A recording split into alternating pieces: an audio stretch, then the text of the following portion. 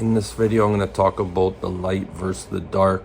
Now, before I begin, I just want to say this is for entertainment purposes only. This is just my opinion and not facts. Now, when it comes to light versus dark, I've been doing a lot of thinking, and it's like, why does the dark attack the light when it's like so unprovoked? I look back into my life situations where I went to a woman for healing that was sending me death spells and, had her own son commit suicide. And despite that and having 2 kids, she was so driven, so demonically influenced that she continued to do this despite the safety of her family.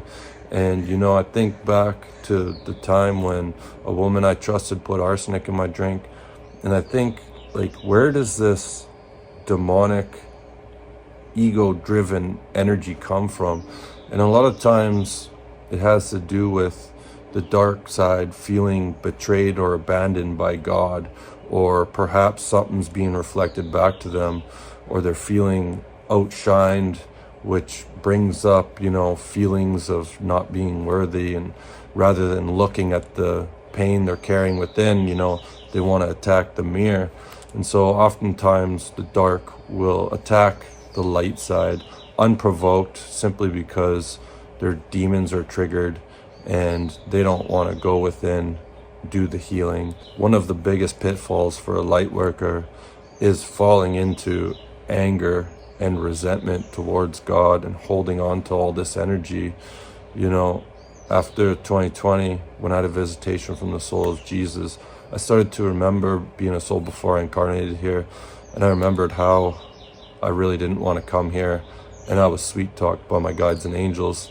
And when I thought about how I attempted to take my life, I went through a period of darkness, whether it was trying to shut off this timeline by astral projecting, only to be greeted by a very large being that told me this timeline was not going to be shut down. Ended up firing my highest guide by putting a sword through his eyes. So I went through a period of darkness, eventually had a fallen angel attached to me. And one thing I can attest to anyone out there that thinks it's cool to identify yourself as a demon or being on the dark side, whether it was having visitations from Jesus or having a fallen angel attached to my aura, we can't really comprehend as humans what these energies are like, and unless you experience it.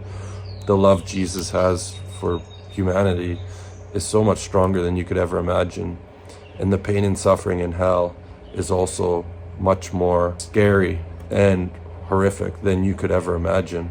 If you think you're a big badass in this reality, wait until you cross over and see your new home. There was an individual that was in charge of a certain organization, and one of his last words were, oh my, what have I done? And that was because he was shown where his new reality was going to be, and the pain and suffering that was waiting for him. He was not only going to experience all the pain he caused to all the humans, his consciousness was going to be put into them as he was doing these horrific things that he did, but he was shown the flames and the pain that awaited him. And this is, the reason why you might want to think about opening up your heart now, because in the future there will be a timeline split, and opening up your heart is going to be a lot harder to do on the negative timeline. So it's either now or when it gets more difficult. Just some things to think about. That's all I got. Thanks for watching.